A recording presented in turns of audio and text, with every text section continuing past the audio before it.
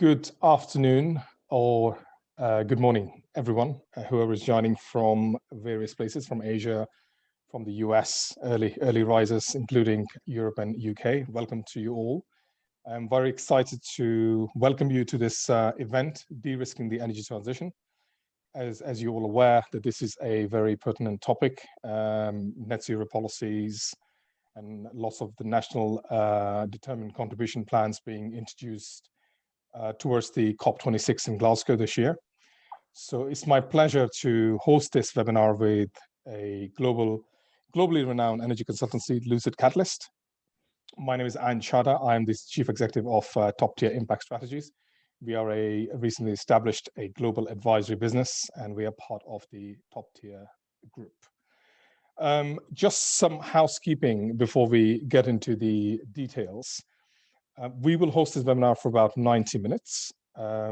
We want to take our time because these are some very complex issues we're going to look at, so we want to make sure that we're able to answer all the questions.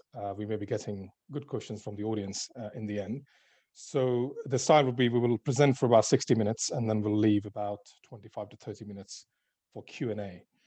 For the audience, if you like to ask questions, please use the Q&A function. You can chat with us through the chat function, but we'll prefer you keep it to the Q&A because that's easier for all of us to manage. And the questions you're kindly asking during the presentation, we will look to answer some of them as we see if they are relevant to the topic being presented. Otherwise, we'll keep the Q&A towards the end. So it's my pleasure to introduce also the panelists. On the screen, we have Kirsty Gogan, who is a managing partner with LucidCatalyst. We have Eric Ingersoll, who is also the managing partner with LucidCatalyst. And we have John Herter, who is the senior advisor for LucidCatalyst.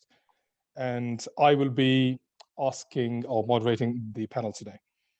So from an introduction perspective, I would like to kind of set the scene and set the context here. What we're trying to say is that the countries have responsibility to achieve their decarbonization plans. We're talking, countries mostly declaring net zero by 2050. So there's 30 years to make this work, but it still requires a short and medium-term planning before we get to 2050. So there's a lot of work needs to be done within the next 10 years. As you may be aware, that IPCC is saying we need to reduce emissions by 45% by 2030 to keep below the 1.5 degrees C target of Paris Agreement.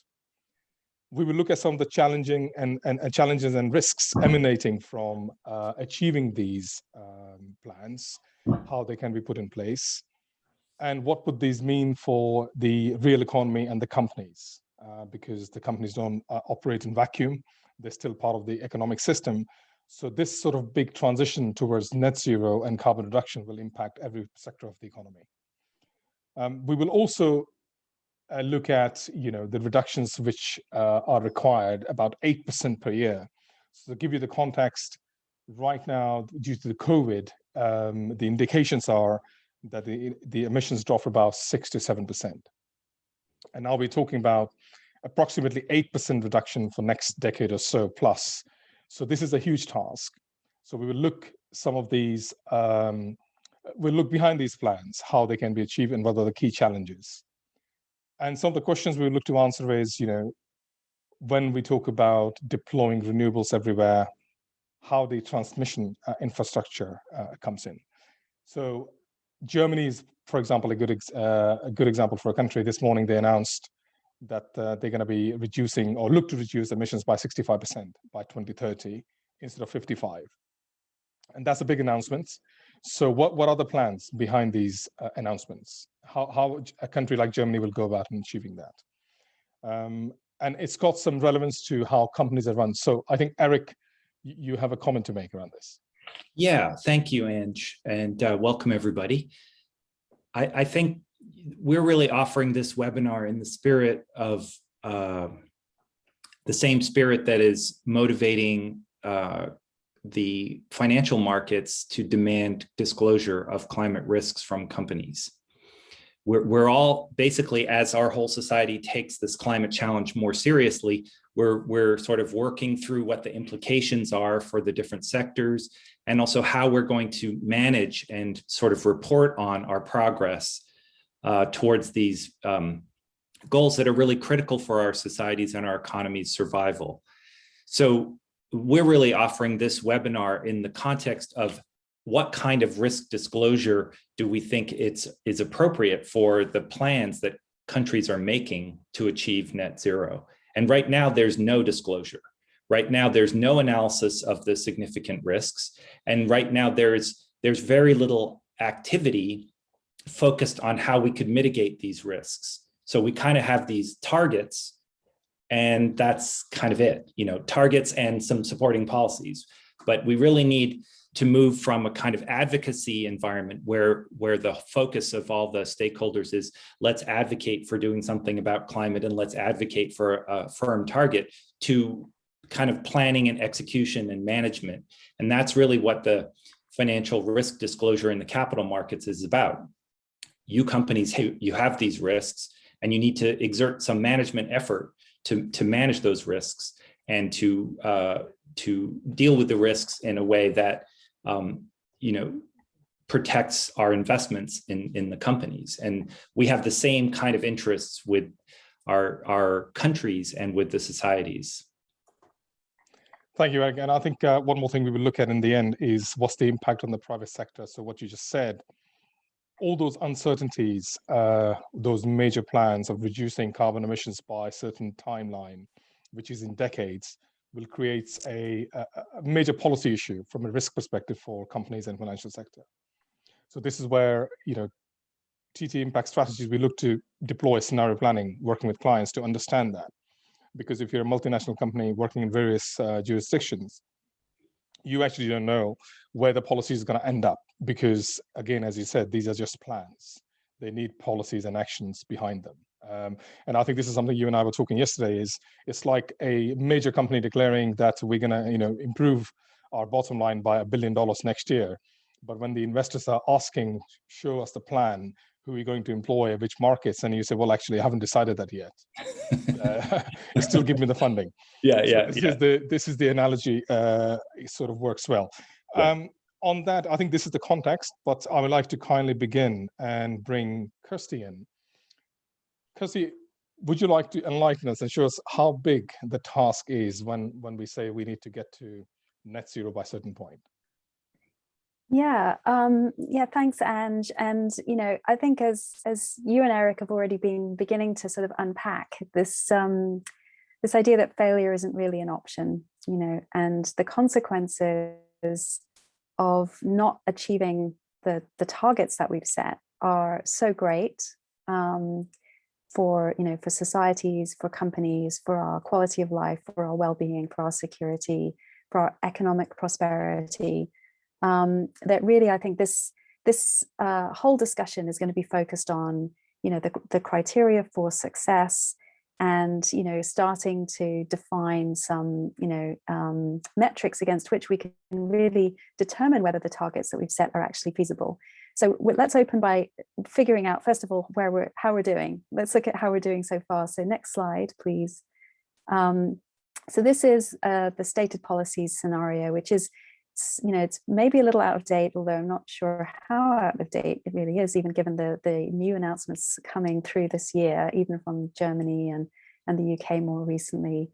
What this shows us is the sort of forecast for our energy consumption around about mid-century. This is the IEA, but it's really consistent with all the energy systems modeling, whether it's BP or EIA or DNV. What we find is that the majority, more than half of our energy, is still forecast to come from fossil fuels by 2050. And that is, that's a really bad outcome. Now, that's assuming a lot of success in the ongoing deployment of wind and solar and the decarbonization of the electricity sector, a great deal of electrification, increases in energy efficiency, and yet we still see this sort of stubborn fossil fuel sectors, the so-called hard to abate sectors, remain really tough to decarbonize. And these are listed here on the side for ease of reference. So we have gas-fired power plants that are going to still be anticipated to be needed to support high penetrations of variable renewables into the grid to maintain the stability of the electricity grids in future. Gas, indeed, for industry, think concrete, steel, chemicals, and then coal-fired power plants, which remain a really big challenge. In fact, the coal fleet that's operating today and is anticipated to be operating all the way through to mid-century, just the coal alone could swallow up our entire remaining carbon budget. And just to give you an idea, that half of the world's coal fleet today is on average about 14 years old. So, we really can't assume that the current plan, which is just to abandon those assets and replace them with wind and solar, is realistic. Because, actually, not only does that electricity represent a really important, piece of economic prosperity in those countries that rely on that reliable electricity, but also the socioeconomic impacts of closing down those plants and the loss of jobs and the revenues from those plants is really significant. And we just cannot assume that citizens and their leaders are going to be prepared to make that decision. So this is a very big issue that remains currently unsolved. And then of course we have the liquid fossil fuels issue as well, which we're going to talk about a little bit later on, but which also represents a really big piece of our current energy consumption, and particularly for heavy transport like aviation and shipping, for example, that heavy transport options that are really hard to electrify, we're going to need alternative fuels. So let's see. Oh, and sorry, actually, John, before we move on, this, by the way, is a 3 to 4 degree trajectory of warming. That's actually what we're looking at here. And that's a really, far away from our 1.5 to 2 degrees target that has been set through the Paris Agreement. Thanks. So let's see what we do need to do to get to that 1.5 to 2 degrees. So this is a very steep slope. You'll notice, of course, that 0 is actually only about 2/3 of the way down, and that we need to spend the second half of this century extracting carbon from the atmosphere. So we need to go into very substantial negative emissions, which in itself represents hundreds of gigawatts of energy use that will be required. So we have really a lot to do, and we have to do it within a really short time. So let's see what we do need to do. Well, we need to get back to those hard to abate sectors that are currently not forecast to be decarbonized. We have to repower those coal plants. We have to replace flexible gas plants, replace gas for industrial heat, and replace liquid fossil fuels, all whilst growing the entire energy system to supply the developing world. And some estimates, for example, our World in Data recently published a report indicating that in order to bring people up to a sort of a relatively modern level of modern standards of living, we would need to increase the size of the global economy by 5 times. So, we not only have to replace our entire global fossil fuel infrastructure, but probably at least double it, if not more, if we're serious about actually alleviating energy poverty. So hopefully gives you a sense of the scale of the challenge that we're dealing with here. So I think, Eric, I'd like to bring you into this. So what are the requirements, as you say, how this is the task what Kirsty is explaining, but what are the key requirements here achieving this? Well, yes. So I think this is where we have to really keep what Kirsty described is essentially a set of requirements, right? So we need to have very low cost solutions. And that doesn't just mean low cost of energy, it means low total cost, low system cost. And we have seen a lot of progress with renewables. We've seen costs of wind and solar come down. We're seeing the cost of offshore wind come down. Offshore wind's still not cheap, but it's getting less expensive. And onshore wind and solar are definitely getting to be lower cost. So we're beginning to see the kind of the beginnings of technologies being low cost. We also we see that China's nuclear build is achieving consistently low costs, and that there are opportunities for advanced nuclear technologies to achieve similar scalable low costs. So there's sort of reasonably good news on cost, but we need to be able to deliver this very large growth in these clean energy sectors at very high speed. So that curve that Kirsty pointed to, that's terawatts of generation that need to be delivered in the next 30 years. And these things have to work at a scale that means that they have to be pretty much everywhere. So it's not good enough to have something that's just works in the Sahara or, works in the windy Midwest of the United States or something like that. We need these technologies have to be deployable across the full sort of global economy.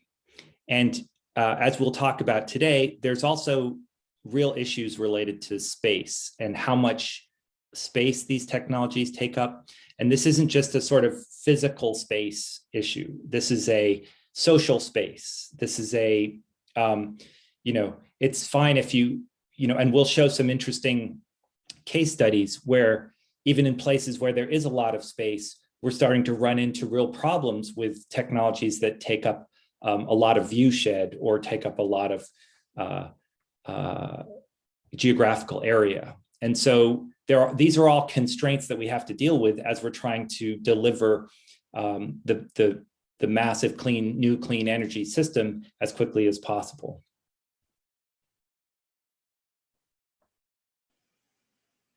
So we're picking Germany here for a good, this is a coincidence, as I mentioned this morning, where German courts decided that Germany's current carbon plan, or the net zero plan, NDC's nationally determined contributions, as they're called, were not aligned with Paris Agreement because somebody took them to court. And there's the big announcement this morning. Would you explain how big is this house? So may I kindly ask you something here? Why did we pick Germany to begin with?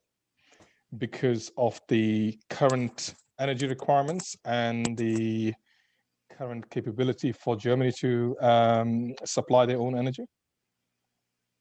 Yeah, well, I think Germany is a leader in many respects, and Germany has made clear commitments. And I think the fact that Germany's citizens are taking Germany to court around, what is an adequate plan and an ambitious enough plan, those all sort of indicate a relatively high level of consciousness and policy directed towards achieving a clean energy transition. But for us, Germany is also an example of what I was talking about at the beginning of this webinar, which is that we need, there are big risks associated with Germany's plan, and Germany is not disclosing those risks. So the combination of their ambition and the lack of kind of adequate disclosure and strategies to deal with the risks is why we chose Germany to look at. So I'm going to turn over to John to show us some of the data. Yeah, so thanks, Eric. So this case study does go to your point about sort of available land versus developable land versus how much land is required to build out these large renewable infrastructure build outs to meet economy-wide decarbonization. And so what we did is we first sort of we did a GIS analysis where we identified lands that would be excluded from project development consideration specifically for solar and wind. Then we looked at some modeling results for the country. Can you advance the slides, John? Oh, sure. I was just kind of going to give a prep. So basically, for the GIS analysis, we considered the entirety of the country. Then we identified all the lands that have been designated as protected. Then we identified all of the sort of urban areas that would likely be excluded from consideration for large utility scale projects, included waterways in that, to basically arrive at, the conclusion that, let's say, about half, a little over half of the land in Germany would be available for renewable energy projects. So 52%. I mean, it's obviously quite a lot, but I think the reality is, again, it's going to be a little bit different. So could you explain a little bit more on that? Sure. So again, we looked at some modeling results that looked at economy-wide decarbonization using just wind and just solar and green hydrogen. So this is the hydrogen would be, and this assumes a very high electrification of transportation and other industries, but also using that green hydrogen to basically make synthetic liquid fuels to be used in steel making, cement making, etc. And so there's quite a lot, as you can see here. We're looking at over 60, almost 1,800 gigawatts. And so what we basically assumed was half of this would be wind, but half of the primary energy needs here would be delivered by wind, half would be delivered by solar. And so we wanted to understand at a level that's to scale, how much land exactly would need to effectively be set aside for these types of technologies. And so what you can see here on the right-hand side of the slide is basically the generation type, the amount of generation capacity that would be required, the amount of land that's required, and sort of our power density assumptions. And so when you can see this sort of square under solar, that's literally the amount of hectares that would be required to build out what would be 886 gigawatts of solar. We did the same for offshore wind. And actually we took the existing planning areas for offshore wind. We assumed a 5.4 megawatts per square kilometer, which is actually extremely generous. What we're seeing in the UK for the larger projects like Dogger Banks is that the power density is actually less than half, which means that the total land requirement the total land area requirement for offshore wind would actually be at least double of what we're seeing here, which is, again, to scale. So in the existing wind planning areas, we could see a potential of about 124 gigawatts. If we actually go in, assume that that Germany can build in the 12-mile territorial waters, that's going to give us an extra 71 gigawatts. And so we actually have a shortfall of about 239 gigawatts of offshore wind. And then if we consider onshore wind, that's an even larger area that we would need.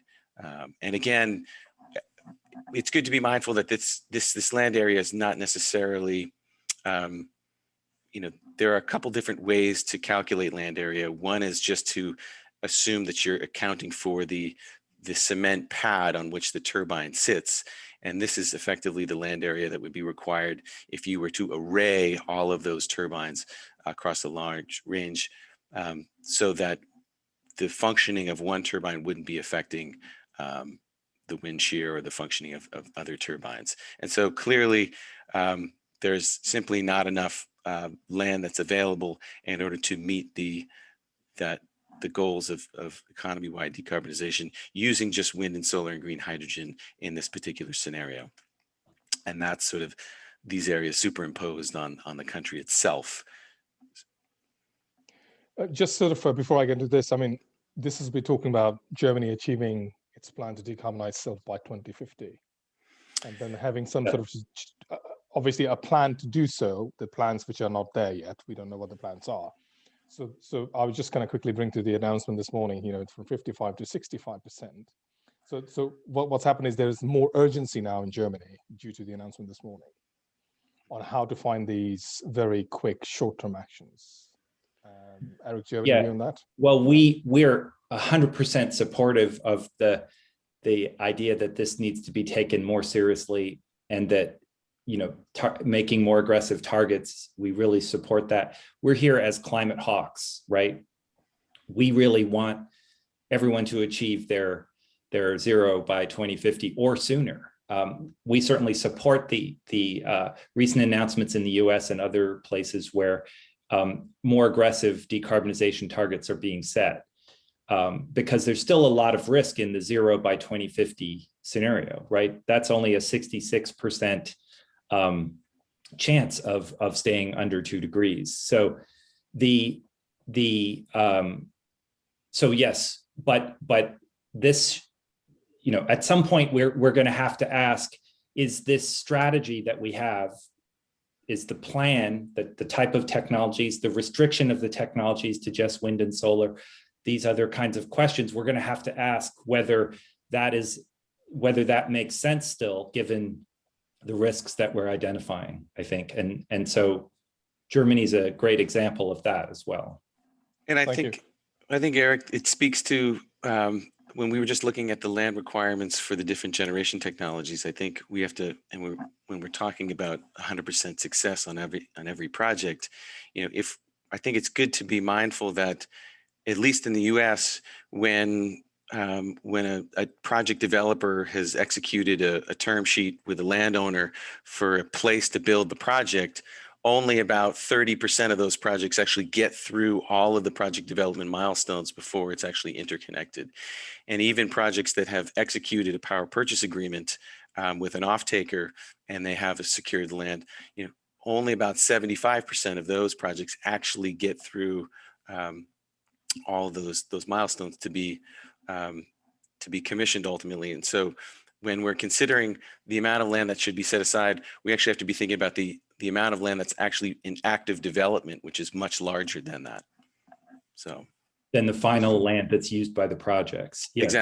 Exactly. And then I guess it's probably useful. I just wanted to share a very large kind of governor to project development activity, which is transmission.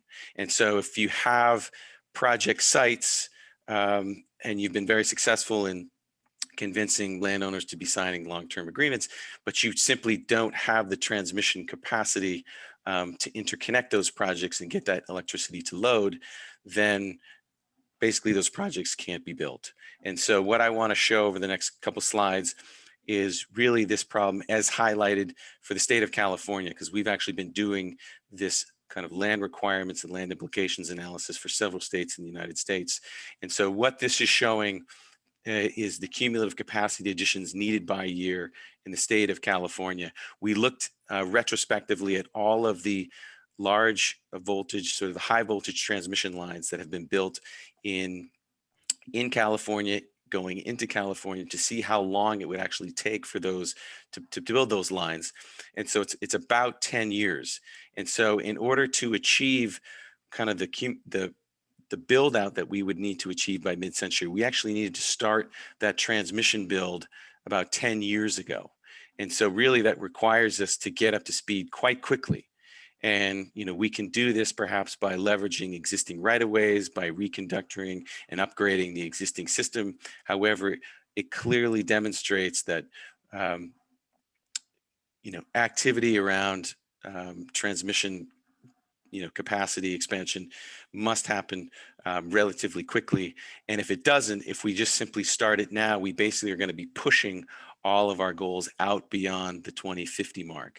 And so again, you see the dotted line, which assumes a 75% success rate. So this is just, again, talking about the level of development activity that's going to be required, which actually just in and of itself requires things like more developers. It requires more people who would be involved in permitting. It requires more people who would be involved in your interconnection studies. And so there's a whole sort of human resource aspect to that as well. And when we're thinking about transmission and how difficult it might be to be building out some of these projects, but transmission is not necessarily easy either.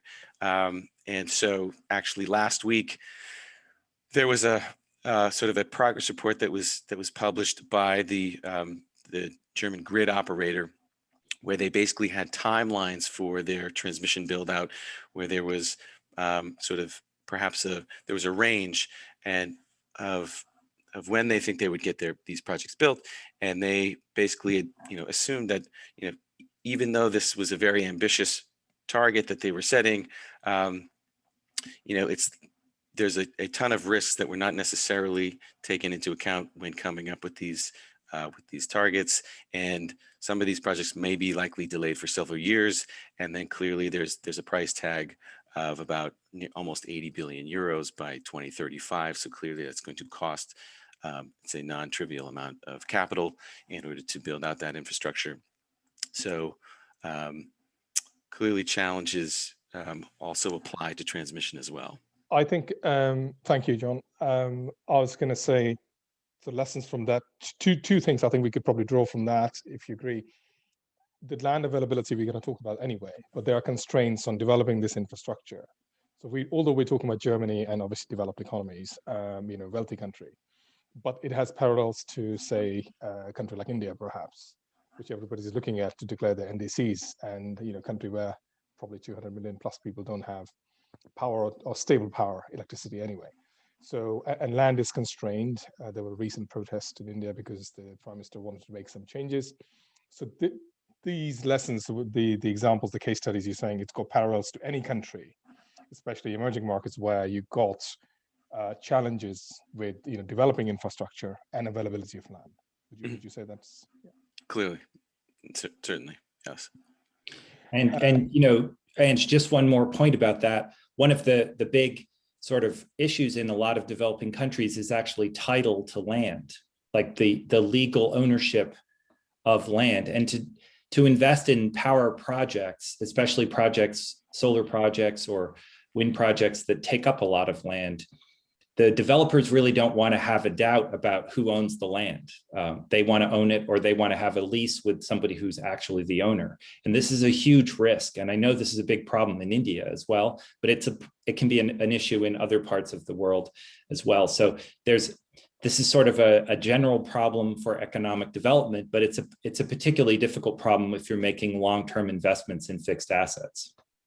So I think Eric was saying, so from our perspective, if you're looking at a private sector participant, say a multinational company, a German multinational group, which has massive operations, subsidiaries in various jurisdictions, where each country they operate in is declaring different plans for achieving this, it presents obviously a good amount of risk on how this will sort of. We will talk about this in the end, but I just want to kind of bring the parallel because the audience we have is from various jurisdictions.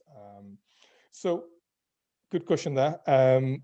How easy, or should I say, how difficult it is to develop the available land? Well, so the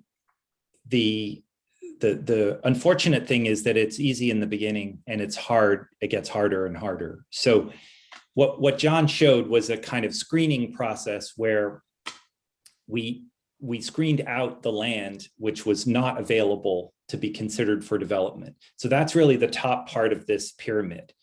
And the result of that screening process is what we're calling practically available land. So that is land that you are not legally prevented from considering for development.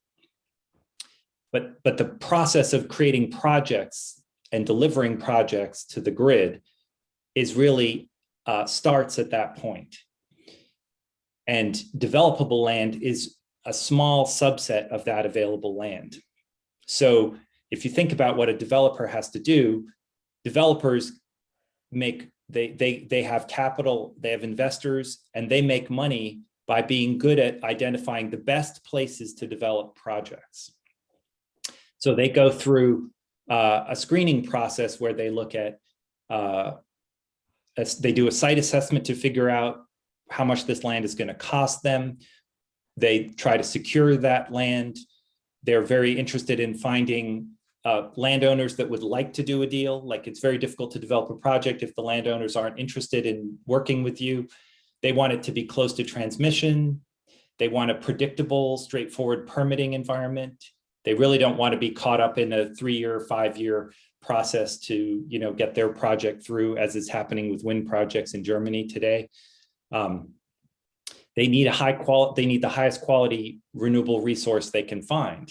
So they don't want to be in a north-facing slope if they're building a solar project, or a foggy valley, right? So they're screening the sites to look for high quality resources.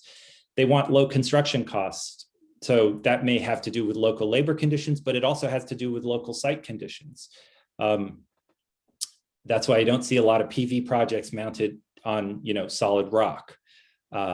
They need to get the power from the project to the transmission. And that means they have to cross other people's property. And those are called right-of-way approvals. And ideally, you would not have too many of those. So they're optimizing to look for places where they can get to the transmission line without crossing too many people's property, and with people who are positive about the project and not looking for a way to delay or cancel the project. They also want public support in the area where they're building the project. Public support translates into easier projects in a whole lot of important ways. And opposition can really make the developer's life difficult. And then on top of all that, they need to be able to make a profit on their project, and they need an offtake agreement that is favorable and includes enough compensation to pay them for all the work that they did developing the project and so forth. And one of the things that we're seeing in Germany, despite reductions in cost in wind turbines and solar hardware, we're actually seeing that the auctions, the prices have really stabilized over the last few years, and they're sort of going up a little bit or down a little bit or whatever, but there isn't really a kind of secular trend towards cost reduction anymore. And we think this is being driven by the challenges here, the challenges in finding projects that meet these criteria. So just to finish there, John referred earlier to the very large amount of land that developers have to look at in order to deliver a project. So that's why this pyramid points down like this, because the developers that we interviewed in California for the work there suggested that they needed about 20 times more land to go through this process with than they would actually deliver in finished projects. So it's not enough to just say, oh, we can fit that solar square into this part of Germany. We need 10 to 20 times that much land if we're going to let developers go through this process and deliver the projects. And this is, by the way, how projects get delivered. There's not some other process for delivering these projects. Thanks. So I think this is John, you or Kirsty, you're going to take us through, I think it's, yeah, please. Well, I think, yeah, I mean, Eric, please feel free, or both Eric and Kirsty feel free to chime in. But I think what we've seen over the last decade is that, we've seen the falling cost of hardware for both solar and wind. A lot of good sites have been developed already. These sites are typically very close to either existing or planned transmission. We've seen a lot of public support kind of across the globe, really, for these types of projects. And so there's a lot of tailwinds right now. And so what we see this sort of manifesting in the modeling, where this rate of deployment is going to keep on sort of going at the trajectory that we've seen over the last 5 or 10 years. We're seeing, larger projects, more efficient technology. And so there's just a lot of reasons to be optimistic. And so what we've seen, though, slowly is that, there are a lot of factors that will be putting kind of downward pressure on this particular trajectory. And again, this is, as more land gets taken out of production or converted for solar and wind projects, let's say, or other types of power projects, that means there's less land supply for others to be, competing over, whether that's for agriculture or other types of land uses. We've seen that there's sort of over time, maybe fewer and fewer landowners that are willing to sign these very long-term land leases. The parcel sizes, they get actually smaller and smaller as the best places get built out. You're getting pushed further and further from existing transmission. And by definition, the best sites are being developed now, which means the sites with the best capacity factors, the best wind resource, the best solar resource are being developed now. So clearly, this is going to impact your economics as you have to get pushed to sort of lower capacity sites. And then, as we'll show in the following slides, we're seeing places where public support is actually slowly turning into opposition in certain areas where we are expecting a lot of project activity, a lot of project deployment activity to be taking place. And then again, as you get pushed further from transmission, it takes that much it's much longer to interconnect, which means you have to pass through more and more, pass across more and more property lines and have to get those permissions and those right of ways. And then again, we're running into this kind of fundamental governing or governor to project deployment, which is transmission capacity. Is there enough capacity left on the existing transmission? Has there been more transmission built out in order to interconnect these projects, et cetera, et cetera? And so really we kind of see this hockey stick over time turning into what we would see an S curve. Where that asymptote is at the top of the S curve is yet to be determined. However, we see that there's a lot of factors that sort of get worse as more projects are deployed in a given area. They're all happening at the same time, so it has kind of a compounding effect in terms of this non-linearity of risk over time. And John, if I could just add there, I think one place we really see this is in Germany with onshore wind.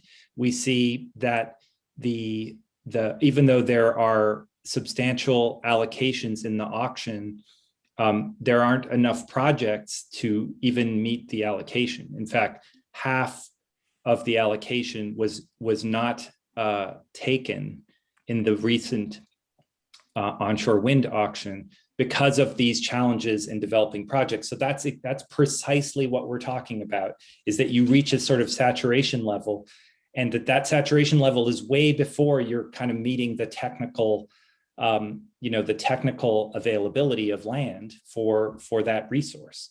So, and then the other point is, going back to what I said at the beginning of the webinar, these are risks. These are the kind of risks we'd like to see being disclosed, the kind of risks that policymakers and people promoting these plans need to have concrete mitigations for. This is not something that we can just allow to happen by itself and assume that it will somehow get corrected. And if we don't have mitigations for these risks, we need to figure out other ways that we can begin to decarbonize. We can't say, oh, we'll just keep trying to build onshore wind in Germany. That's not a solution. I mean, that's a very good point. Thank you. I mean, I was thinking, from a private sector perspective, what John was referring to before, transmission is an issue. So distributive capacity, maybe for companies, private sector, financial sector. We can't rely on, the governments and the councils and the municipalities to build this infrastructure in the future, because we don't have visibility of what these plans are to begin with. And second one, I think, John, you said the good land is being taken now. So if as a company you ever wanted to secure your own energy, you would act now. You would not wait another 5 years. Definitely not. And you would definitely not rely on external suppliers completely around, to supply energy to you for your future business needs. So the companies will need to take action themselves here, rather than simply waiting for the governments and the local authorities to kind of act. This is one of those early adopters may get a real competitive advantage. And we're seeing the large tech companies doing this, where they're sort of getting out way ahead of this, and they're saying, even Google said they're going to get real-time clean energy supply for all of their operations, which means they're figuring out how to get energy when the sun's not shining and the wind's not blowing. They're still figuring out how to get clean energy delivered to their operations. I think, Kirsty, you would like to make a point. Yeah, thanks. Just to sort of, really kind of double click on this idea about, the intellectual honesty really that is required in particularly the energy systems modeling that is being done, which is often sort of extending out the trajectories, the successful and good trajectories that we're seeing today with regards to particularly wind and solar deployment, and assuming that that will continue in an exponential curve, and therefore we will get to zero, when actually we're more likely to see, many of these pressures create real barriers to this deployment a little way down the track. And, if we wait until that really starts to bite, we will have lost very valuable time. And just to kind of bring us back to the sort of opening status report that we had, 29 years to achieve, incredibly ambitious targets, not just in the electricity sector, and we'll get beyond the electricity sector soon. And therefore anticipating these risks and really thinking hard about how we can mitigate against these risks, it really has to become absolutely sort of fundamental and central to all of our country's efforts in achieving the net zero transition. And we just do not see that happening, that, feasibility analysis of this kind of, scale of deployment is very lacking. And I really like that way of sort of intellectual honesty and full disclosure. And one of the challenges is that we use economic modeling to figure out what makes sense to do from a climate perspective. Now, that certainly is one thing we should be doing, but the economic models don't include any of these feasibility questions. This is sort of the intellectual honesty side of the problem. So it's almost like you're sick and you go to the doctor and the doctor says, well, theoretically, you could do a lot more jogging and you could do this and you could do that.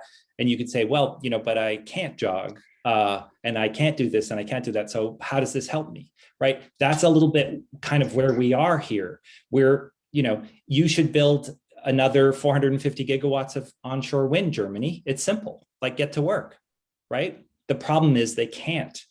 So what do we do? This is the thing. And this is the doctor, of course, would take into account the constraints. Yes. And at the beginning, when we described, cost and speed and scale and space as being the kind of key tests against which we should really be interrogating all of our strategies, right now, the energy systems modeling is really just limited to an evaluation of cost, as though that is the only success factor, when in fact we know that speed and scale and space are very material limiting factors and therefore should be properly represented, and currently they're not. So we should keep going because we have a great example of this coming up next. Yeah, I mean, I think it's a study, it's something you've worked on yourself. So this also, I would say, has resonance with other jurisdictions. So it's an example of a certain part of the US, but this could apply anywhere. So please go ahead. Yeah, so this is basically a quick case study looking at public opposition in Iowa. And I would just say that public support / opposition is about as fundamental as having your transmission available to do your project. So if you simply don't have, if you run into too much opposition, but you have everything else lined up, you've got your off-taker, you've got your land, you've got your interconnection study done, but you simply can't get permits, you can't get that the public support, then you don't have a project. And so what we did is we were looking at the Midwestern US, which has been described as the Saudi Arabia of wind. And we basically took Iowa, which has got an incredible wind resource. And what we did is we looked at, there are 99 sort of jurisdictions in Iowa, 99 counties, and we looked at all 99 counties to see what their setback requirements were. And by a setback requirement, I mean the distance from an actual, and we were looking specifically at wind projects. And the setback is basically the distance between your tower for the wind turbine and the closest dwelling or closest property line. And so just to give you a sense of how what the setbacks mean in terms of development activity, and if once you move beyond a certain setback length, basically developers effectively leave a certain area. And so these are quotes from developers who were developing projects in Iowa, where they're basically saying, if you're going beyond, 1,600 feet as your setback, you might as well just not anticipate any kind of development activity. A 2,000-foot setback, would significantly hinder future development. It's almost like having a moratorium if you're passing those types of setback requirements. And so what I'd like to do is just kind of step through time, starting in 2008. And what I'm showing here, there are 5 counties in 2008 that have some kind of wind ordinance setback defined.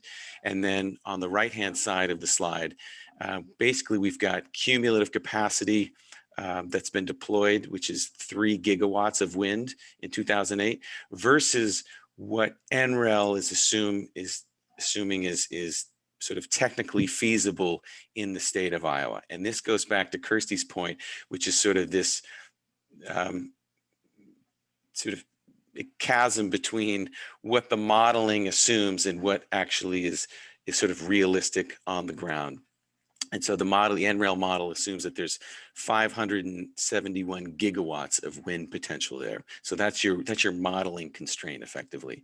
And so as we begin to step through time, we already get to 2010. We have a county in red here, which doesn't have any wind, and there are no wind projects in any of the surrounding counties, but they've basically passed an ordinance that has a over 2,000-foot setback, which is effectively, going back to the developer's quotes, it's effectively a moratorium in that county.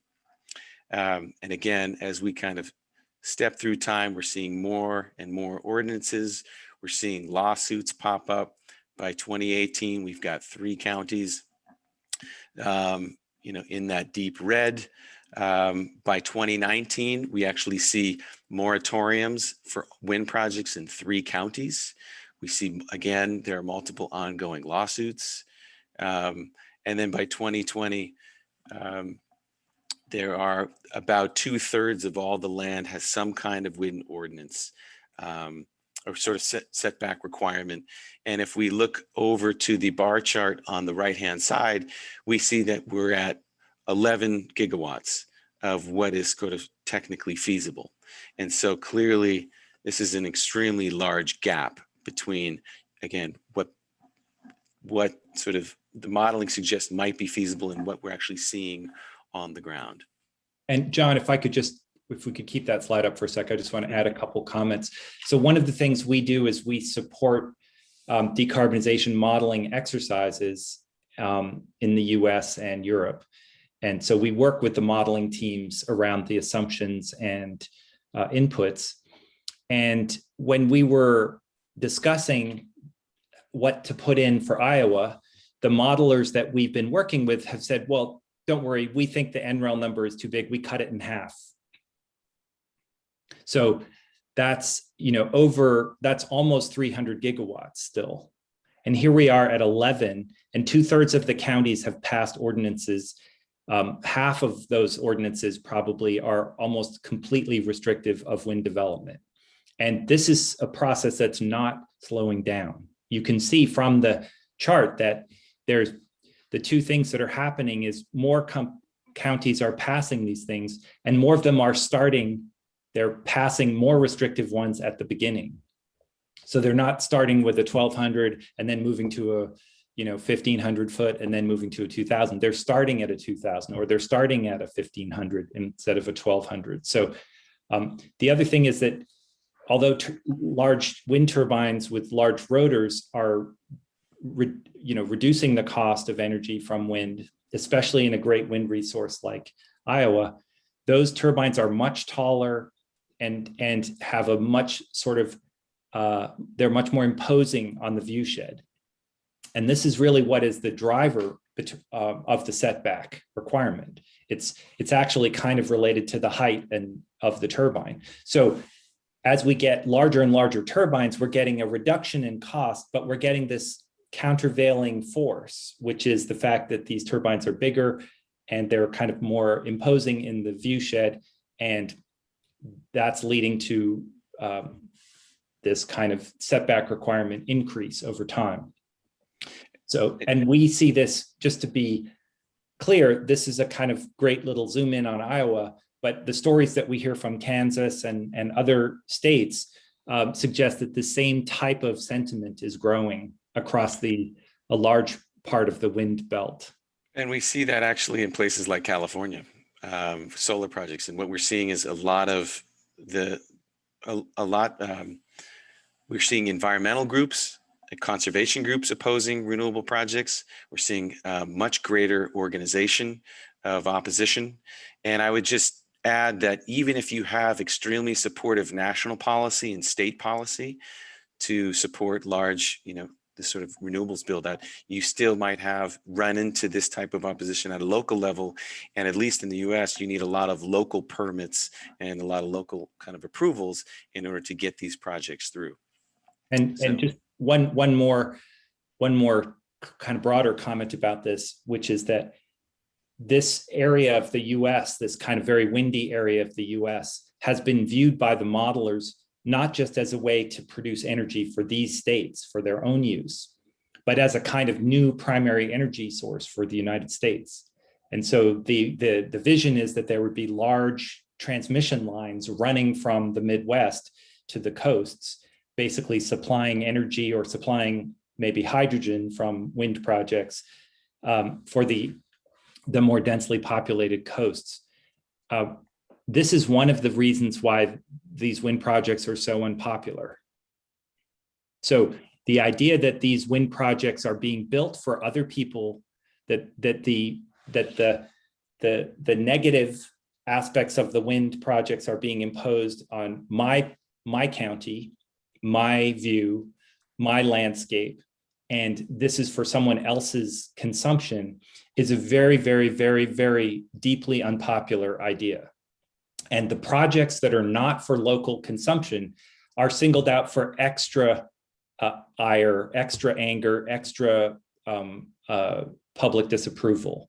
And so, and transmission lines that are trying to be built to support these projects attract the same kind of focused opposition. So they're really, this is not a kind of a situation where it's going to get better as we try to build more projects for export to the rest of the country.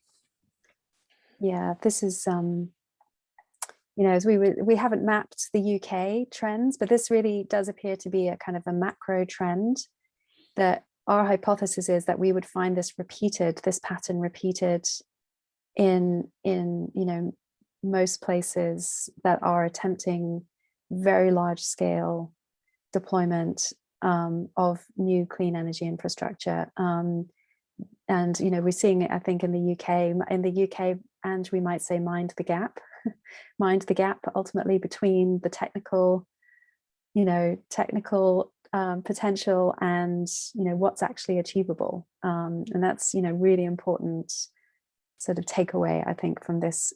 And we would like to see much more of this kind of interrogating actually what these macro trends really are, and seeing the direction of travel and planning and mitigating accordingly. And I just sorry, Eric, go ahead. I just want to be very clear here that we're not presenting this because we're anti-renewable or anti-wind or anti-solar. We would be very happy if it were straightforward to achieve the transition by building out, the 3 terawatts of renewables that is needed in the US. But we're not happy with a situation where we're pretending that that's possible. And the evidence is showing us that there's some very serious obstacles to making that happen.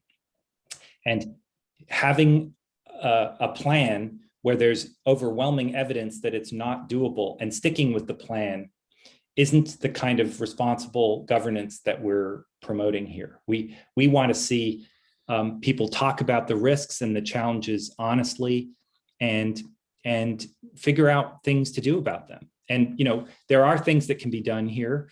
We can do undergrounding of transmission lines. We can do sort of consent-based permitting, where communities that want to host these projects can sort of raise their hands and maybe get compensated for doing this. but we cannot pretend that we can just keep building another 200 or 300 gigawatts of wind in Iowa. Well, this applies to, I think, any country really. I mean, not even the sector I'm talking about. So if I look at Germany, I mean, I've looked at various studies where agricultural land would be compromised. And then this is the NIMBY, you know, the not in my sort of backyard style, unless it is for me, I could perhaps use that land. But if it also conflicts with food production, that's the difference. But as you said, you know, this is not about beating any technology per se. What we're saying is that given the task ahead, 45% reduction by 2030, we need all available technologies to be put to use. So you can't put all your eggs in one basket here, as you would not do for any business. So it needs more accountability in the public sector, I think. So this is the interesting question. So we've only talked about so far 25% of the world energy needs. So what's happening with the other 75%? I think, Eric, you're going to shed some light on that. I think that one's me, actually. Yeah, go ahead, Kirsty. Apologies, go ahead. That's okay. Yeah, it's the other 75%. So just a quick reminder, here we go. This is really the outside the electricity sector, really hard to abate sectors. And, you know, now we're going to zoom in a little bit on liquid fossil fuels in particular. We mentioned earlier the need for alternative fuels for heavy transport, particularly for, you know, aviation and shipping. And just to give you a sense of why that we care about this, if shipping was a country, it would be the 5th largest economy in the world in terms of emissions. So, you know, that's a major issue. And although aviation represents overall a much larger share of our total emissions, you know, as the rest of the world, you know, the currently 3 billion people who lack access to, you know, sufficient energy, and that number is unfortunately forecast to grow, that you know, we would like to see much greater access to modern energy services and all of the benefits and opportunities that brings, including access to travel. So rather than sort of designing our climate mitigation strategies to suppress or sacrifice access to modern energy services, such as being able to fly, by making it more expensive, by making it less available to people, by moving to fuels which are much more constrained and limited, such as biofuels, for example. You know, we really have a sort of a philosophy of a much more focused on abundance and substitute rather than sacrifice. So what we're looking at here are designing strategies to create substitute drop-in fuels that can be used as closely as possible in existing end-use applications. So using existing engines, maybe with minor retrofits, but as little investment as possible needed so that we can continue to use existing infrastructure. And that's not limited to the end use, that's also including the transport, storage, distribution of those fuels. So we are looking to design strategies to produce those fuels that are almost equivalent to the fossil fuels that we use today in terms of performance, but also in terms of cost. So to enable the transition to be as de-risked as possible, you know, we really think that we shouldn't expect people to change their behavior or be willing to pay more. So, it describes 2 opportunities for the production of, firstly, ammonia, which is largely seen as being the kind of alternative fuel of choice for the shipping industry, and commercial jet fuel, which is essentially synthetic hydrocarbons for use in aviation. So you see what you're actually looking at here are 2 offshore production platforms that are manufactured in very high productivity, world-class shipyard environments. And the reason that we've gone for the shipyard manufacturing environment is, in summary, it's a 2-fold reason. Firstly, these really are the sort of highest productivity, you know, most modern manufacturing environments in the world. And I'm talking about shipyards in places like Korea and China and Japan, for example, Saudi Arabia. So you achieve potentially, by moving into those very high productivity manufacturing environments, very low costs. You have very large amounts of parallelization, you have a large amount of automation, you have extremely high quality supervision, and you have a very skilled very capable workforce that's a permanent workforce that's very used to producing very complex, large machines. And this is really the second reason that we're sort of looking to shipyards as being an appropriate place for the production of these facilities, because frankly, the oil and gas sector already, leverages the skills and capability in world-class shipyards for the production of exactly this kind of offshore production facility. So the other advantage here is that this kind of offshore production facility is very akin to what the oil and gas industry is already used to using today. So not only are we seeking to leverage existing storage, distribution, and end-use infrastructure by producing fuels that fit those criteria, but we're also actually leveraging the existing capability in the oil and gas sector as well. And that's a really different kind of value proposition, to the one that I'm used to hearing, where the oil and gas industry are kind of the bad guys and they're facing a choice between extinction or business as usual. This opportunity to produce cost competitive, drop-in substitute fuels for very large global markets, largely leveraging their existing capability and infrastructure, creates a third way, creates an opportunity for us to achieve the transition with as little disruption as possible to supply chains and industries and the economy around the world. And given that we're working within very, very challenging timescales and seeking to achieve an incredible scale of production, that is a great advantage. So the production platform on the bottom left there is making ammonia, using high temperature heat sources to produce hydrogen, which is then converted into ammonia. You can see it being offloaded there onto a bunker ship. And on the right, you see a production platform that's making synthetic hydrocarbons, again, using high temperature heat sources, which have a very particular set of characteristics in that they obviously can, if they're produced in low cost, high productivity manufacturing environments, can produce very low cost electricity and high temperature heat, which enable very high efficiency in the production of hydrogen, and the hydrogen is then converted with the carbon into synthetic hydrocarbons. In this analogy, we have limestone being delivered to the ship as a source of the carbon, and the lime that is then left over and taken away again is actually dispersed into the ocean. And for every molecule of carbon that you've removed from the limestone, 1.8 carbon molecules are absorbed from the ocean to create a biocarbonate, which is not only making you carbon negative jet fuel, which is kind of cool, but also de-acidifying the ocean. So if you were, for example, to be dispersing this lime in places that are in ecosystems that are very dilapidated, very depleted through ocean acidification, you could be helping to restore the marine ecosystems through this process as well. Now, this is just one idea for the source of carbon. There are other opportunities at play. Yeah, so I think we should go on to the next slide, unless Eric, do you want to add something about the production facilities? Well, no, I guess the thing that I would add is, going back to your comment about behavior change, it's not that people shouldn't change their behavior.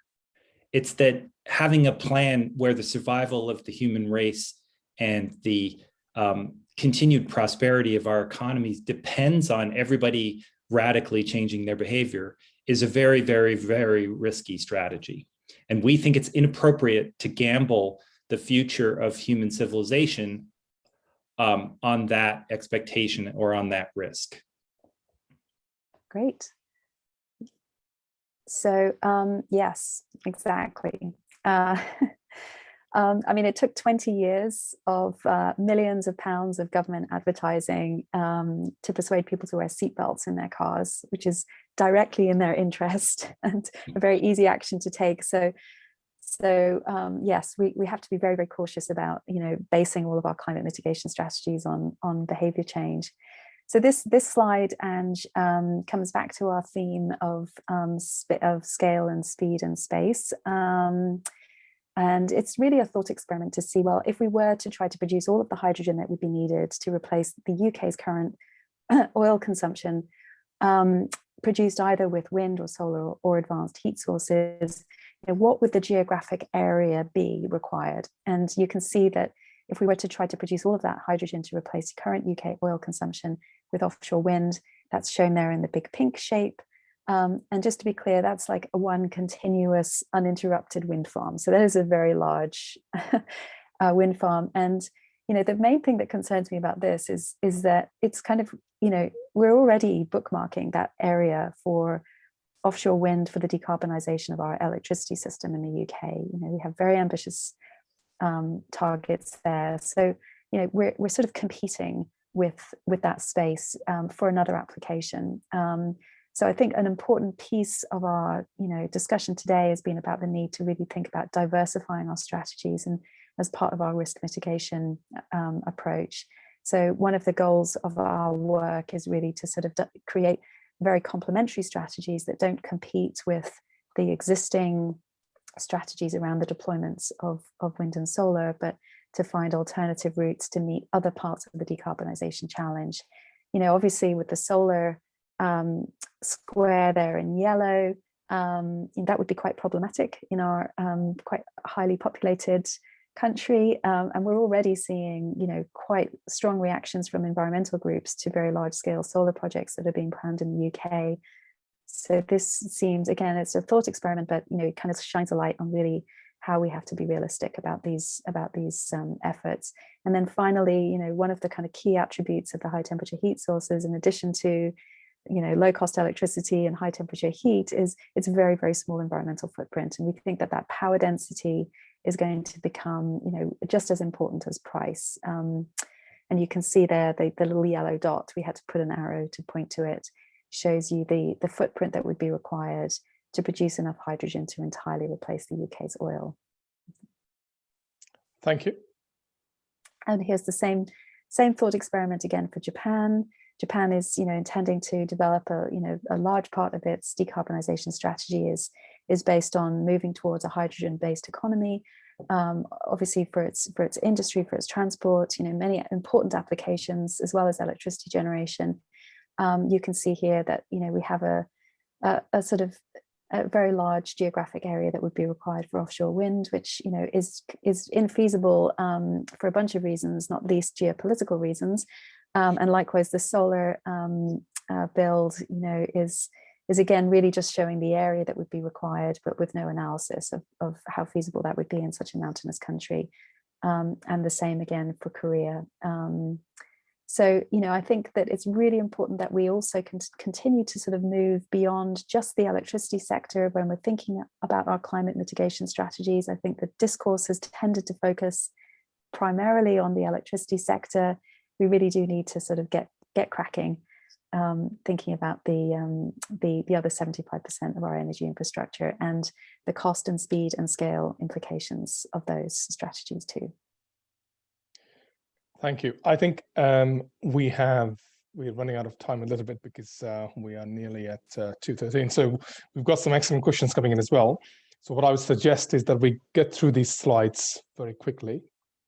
So maybe either Kirsty or Eric yourself just kind of talk about this quickly, and then I will talk about the private sector briefly, and then we can get into the Q&A.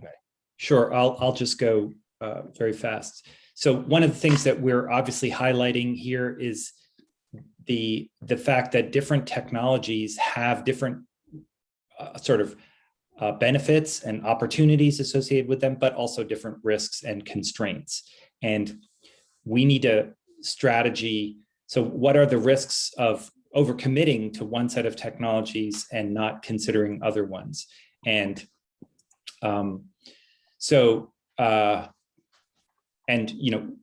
because there's a mainstream commitment to doing this primarily with renewables, we've focused on the constraints, to the technical constraints and theoretical limits and so forth, and commercial realities of large scale renewable buildouts. But if you're doing CCS or if you're doing nuclear, you're going to have constraints and issues as well. And these all need to be taken into account. And we still somehow have to come up with a workable strategy that addresses those constraints and issues. But it can be much easier if we have a broader array of technologies that we're using that maybe have complementary risks. And so I think, the overview of Germany has shown something which I think German planners are now very much accepting, which is that they're going to have to import large amounts of hydrogen to meet their goals. So that's perfectly reasonable unless everybody else is doing that too, right? And this is one of the challenges of energy modeling, is that you need to kind of model. We all have to get to zero by 2050, not just one country or another country. And so there are kind of international effects and international systemic issues that we should also be taking into account. And these could both constrain supply. They could also create geopolitical tensions, such as, if Congo's building an 80 gigawatt dam and the Europeans want to use most of that energy to make hydrogen to export to Europe, whereas maybe people in Africa are expecting that they can use that to, build their own economies. And so I think we have to keep in mind that this type of tension is given the scale of energy that we need to develop, this type of tension these are very real issues to think about. And that's one of the things that Ange also does is kind of look at these international issues in scenarios. And so then, there's this whole set of issues that are just sort of internal to these markets. When you build a lot of wind or solar, you tend to depress the price in those markets. So you need to figure out ways to make the developers whole and still create positive returns on their projects, in spite of the fact that the wholesale markets have, cannot do that. And this means that costs have to be sort of sent to somewhere else in the energy system or in the economy. And we're seeing a lot. Germany, again, is a great example where we're seeing those costs pile up in retail customers' electricity bills. And that's actually a real issue, that if you don't do that and you have companies pay, then companies say this is too expensive and I'm going to move my operations to France where I can get zero carbon electricity that isn't more expensive. And then you have employment issues. And so these are just extremely challenging topics, but there are very strong systemic effects, and they all get stronger as you try to do more of this decarbonization with this approach. And then the last question is, as I said at the beginning, we've been very focused on advocacy, advocating for tougher decarbonization targets, getting politicians to sign pledges or pass pledges to decarbonize and so forth. These have not been backed up by really any detailed planning or even any detailed feasibility. When we show this kind of analysis to people in state governments and people who are advocating for different solutions and different targets in these states, this is the first time they've seen anything that looks at this level of detail about what's required. So those targets are being made without any sense of feasibility. Keep that's something to really let sink in. Those targets are being made without any assessment of feasibility. So it's like, we've discussed it before. So it's a large listed company doing its strategic planning without any details. It's simply saying we're going to do something like a big moonshot stuff. Yeah, and Ange, I think one of the things we have. Sorry to interrupt you, but we have a bunch of questions, and we have just 10 minutes left. So I think we should. Yeah. I mean, I think the private sector. I would just quickly go through this. I think what we like is we will obviously send the recordings and a summary of this event to all the participants. And if you have any questions around any of the issues we missed today, please do come back to us and we will answer them. Or you're most welcome to contact us directly as well. So I think private sector, we sort of talked about that a few times throughout the webinar, which is that the companies, the financial sector and the private companies, listed companies, non-listed companies, they cannot simply rely on governments and authorities to do everything. Given, Eric, what you just said, there is no plans here. There's no feasibility to these plans. So if a company wants to create a competitive advantage in this new world where it's going to be very, very different within the next sort of decade, 65% reduction by 2030 in Germany, they need to make plans for themselves. So what that means is maybe looking at feasibility of securing energy supplies yourself, looking at new opportunities somewhere else. If you're a multinational company, there's a multi-jurisdictional issue. And as you said, this is something can be done by scenario planning, where you look at various alternative futures where the world might end up and how would you fare. And it allows you to sort of, and there's another actually a point you both, Kirsty and Eric, you made, is the private sector needs to come into this game, not simply from an economic perspective or shareholder value perspective, but to make sure that they are responsible partners in this, because they are part of the whole system. And this is something, it's not something one company going bankrupt, filing Chapter 11, and we get new shareholders and new company. This is, if you're talking about existential issues, which affects everybody who's listening here, for example, then all the companies out there needs to play their role in a much bigger way. So I think there is a lag time, I would say, but this is coming some point of time as things get tighter and stricter. Yeah, and I would just add one kind of specific way in which that could come home to roost, or that could really be material for companies, is that if you're in California and California's decarbonization plans have kind of run into a brick wall, the ESG investors aren't going to give you a pass because you happen to be in California, right? They're going to say, you have a responsibility to be at net zero. You made a claim that you're going to do this.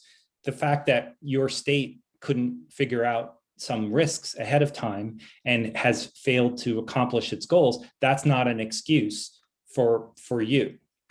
And I think we're already seeing this kind of very clear finger of responsibility pointing at these companies. And I think that's only going to increase over time. And so this just strongly underscores your recommendation that companies have to figure this out for themselves. And they also have to engage in the policy process to make sure that rational policies and that the real risks that we're facing here are being taken into account, and that we have strategies to deal with those risks. And I think this is another thing, so this is part of the four-part series, this webinar we're running. We're going to look at decarbonizing shipping and aviation in the near future. But one of the things is there's also an opportunity for the financial sector to look at various technologies, which will play a major role going forward. So not look at just one part. So on that note, I think I would like to bring some questions in. I would like to just quickly pick one specific to Germany, where the question is the available land. I think, John, you may be able to answer that. They present a scenario. Does it include all the farmland and industrial land? You look at everything. Yeah, so it's inclusive of both of those. And one thing we didn't discuss is something called agrivoltaics. So the ability to basically build a solar project above a field of actively planted cropland. Clearly at that point you need to be growing shade tolerant crops, and if everybody's doing that, what does that do to those shade tolerant crop prices? However, it's inclusive of, so that's assuming that both the solar and wind would be likely deployed on ag land in Germany. And the same question, I think, to you probably looks like for Iowa, for the wind case study, is the intermittence of the available resources versus actual demand. How's then that kind of managed? So we were tracking actual projects with actual ordinances, and so I guess it was less of a land exclusion or land availability analysis, and that was just clearly just looking at public opposition, really assuming that land was unencumbered in any way. And so there is public land, there are protected lands in Iowa, but really not a significant amount, and certainly not anywhere near the amount as you would see in Germany. It's a very rural environment. It's a very rural landscape, so relatively low population density. Another interesting question, thanks, John, is either Kirsty or Ike, you can both answer that. it's a statement and a question at the same time. How much of this uncertainty, that is not the governments and multinationals are aware of, is it or too scary for the public eyes, hidden or ignored? What's the sort of reason? Is it sort of there's no sort of devious reason, I believe, but there are some challenges. I'm sure you can shed some light on that. I think one of the sort of issues here is the story that the energy systems modeling is telling us. And a lot of policymakers will base their targets and their assumptions around what the energy systems modeling tells them they think is achievable. And what we don't see well represented in that modeling, as we've said, are the implications, particularly for scale and space. So some of those macro trends that we've been showing you today around, some of the sort of material barriers are not represented in the energy systems modeling, and therefore not well understood by the policymakers. And I would add that there seems to be a gap as well between the sort of the policymaker perspective, which is in the abstract, and the developer perspective, which is very concrete, if you'll excuse the pun. And the developer perspective, is, for example, at some point we may have mentioned that developers may screen, 10 or 20 sites for every one that they develop. And they will, develop the best sites that meet all of the criteria that we described. And, what we're seeing right now is a sort of a flurry of, good, successful projects being developed that meet all of those criteria, which is fantastic. But what we don't take into account is that the more sites that are developed that have all of those good those good qualities, the more we're then using those sites up, and we have to start looking at sites that are less developable or less, appealing, or might be more expensive to develop, might have other kind of implications. They might take a longer time. They might be seen as more high risk. They might cost more money. They might encounter a lot more public opposition. They might require additional infrastructure like transmission to be built, which creates a dependency that may or may not be met.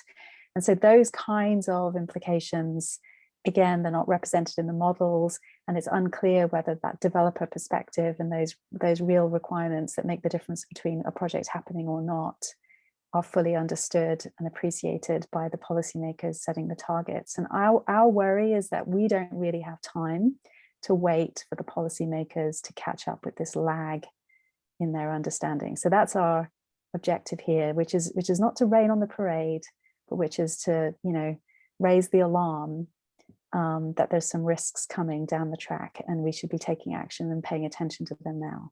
Thanks, Kirsty. I mean, I think, what you're saying is, if they are not paying attention now, they will need to pay attention to some point of time in the near future. And that presents, again, from my perspective, a huge risk for the private and financial sector as well. Yeah, that's the major uncertainty there.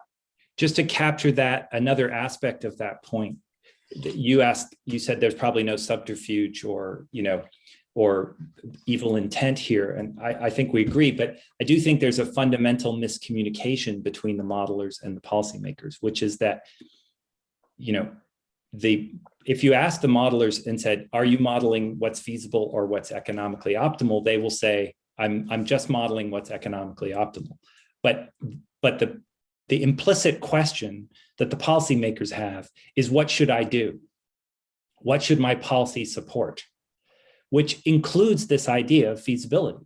So the problem is you have like a classic miscommunication where somebody's asking a question and somebody's providing an answer, but the answer isn't really answering all the stuff that is in the question. And so we continue to do more modeling. We continue to show that the ways that we're approaching decarbonization are the lowest cost ways of doing it. And we continue to ignore the feasibility questions that are already beginning to derail some of the most advanced decarbonization efforts in California, Iowa, and Germany. And so we have to switch now to a different kind of modeling, a different approach, where we're really interrogating this question of feasibility in a very direct, explicit way, and making plans that are feasible and that give us a low risk of failing to decarbonize in the time frame that we have. Thank you. I was just going to make sure that we're pretty much on time here, but there are a couple of questions I still like to answer. So I think what I would say to the participants, we will maybe spend a few more minutes. We will look to answer them, and if you like to stay, please, most welcome to. There's a question specifically for hydrogen, that the hydrogen proposition looks quite promising, alternative to the wind and everything, but a lot of the issues around the price, pricing being very expensive to manufacture. Would you sort of make a comment on the cost factors in play in the scenarios you're using? That's for Kirsty, I suppose. Yeah, well, we published a report called The Missing Link to a Livable Climate, which is a sort of very detailed assessment around the implications of the need for us to move towards a hydrogen-based economy. We looked at hydrogen more as an ingredient in synthetic drop-in substitute fuels than as an end-use product in itself. And we included a lot of analysis around what drives the cost of hydrogen production. And the sort of single biggest cost driver in the production of hydrogen is capacity factor, I would say. So the capacity factor of the power source that is driving the electrolyzers. That is, one of the reasons why advanced heat sources, whether that's fission, fusion, or geothermal, is a really promising option for lower cost hydrogen production. The other kind of key factor there is the inclusion of heat. So if you can move from low temperature electrolysis to high temperature electrolysis, or even eventually thermochemical electrolysis, you have a much higher efficiency, which again leads to lower costs. And that can actually deliver, we found that combined with large scale refinery scale production facilities, or the offshore production facilities that we showed in our slides, then you could actually achieve hydrogen for below $1 a kilogram, which is the target cost that we identified as being necessary if you wanted to make cost competitive synthetic fuels. Thank you. There are a couple of very specific questions. I think it would probably take us a while to answer. So what we're going to do is ask kindly our colleagues Marisol and Anastasia to make sure that we've taken notes of those questions and the people who asked them, so we can obviously get back to them. I think we are sort of over time now, 90 minutes. So what I would suggest is we close it. I'll kindly ask you to make a final comment, and as I said, we will get back to everybody. So everything you've answered, the questions you've asked, we will answer, but we'll also give you an opportunity to probably directly talk to us at the same time. So Kirsty, ladies first, please give us your wisdom on where we headed and what needs to be done. Well, Ange, I just want to say thank you to Top Tier Impact Strategies for partnering with us and hosting this webinar today, and for your fantastic support and in planning and organizing and moderating this discussion. We think this is a really important conversation that needs to be had, and having the opportunity to launch that discussion with you today and with all of you who've tuned in and asking really great questions. So I just hope that we can continue the conversation and that this is just the beginning. Thank you. Eric, would you like to make a comment? Yes, so I think my comment is that we have 29 years left till 2050. And that's really about one generation. So that's a very, very short time in kind of human civilization terms. And the level of this change that we need to make, as we've described, and as many other people have described as well, is extremely profound. And we really need to keep our eye on the ball, that this is about carbon reduction. We also want to achieve a more just society and enable people in the developing world to have access to modern energy services and all those things. So I'm not saying those things are not important. I'm saying that if we do not reduce carbon dioxide in the atmosphere substantially and stop adding to it, we will have a hard time accomplishing those other goals. And in fact, those other goals are going to be strongly negatively impacted by the consequences of climate change. So what we did in our company is we all kind of came to this realization that we need to have a very different mindset going forward, that we need to basically not worry so much about our technology tribes, not worry about the approval that we have from other people for being good at renewable energy development, or by being afraid of being anti-nuclear, or not wanting to talk to people in oil companies, or all of these kinds of things. And we need to find a way to create a really positive community that gets larger and larger and larger of people who are really focused on solving this problem and are willing to put aside other things like nationality or cultural differences, or whatever it is, and develop and scale up these solutions and address these risks to these decarbonization pathways. So that's really the spirit in which this webinar is offered. And I really appreciate all of your kind attention and your willingness to entertain these sort of difficult and perhaps slightly unpleasant ideas about how much risk there is in what we're doing today. Thank you very much, John. Last but not least. No, I would just I would echo what Eric and Kirsty said. And if we're thinking about cost, scale, speed, and feasibility, I would just encourage us to be as inclusive as possible in the types of technologies that we consider. And then certainly, I think it's going to be important to leverage the existing infrastructure as best we can going forward. I think we should certainly expand as we can, but be prepared to pivot as necessary and really leverage what we do have, and whether that's upgrading transmission, whether that's using the existing global liquid fuels infrastructure to instead of trying to reinvent an entire new infrastructure or really double or triple the types, transmission in the next 30 years globally. I think we just have to be very realistic and do what we can with what we have and be inclusive. So.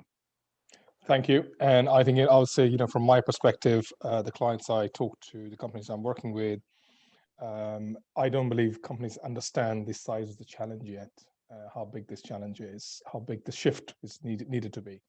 So if we don't move as you've all three kindly outlined, it's just going to get a very, very challenging situation for anybody in the real economy.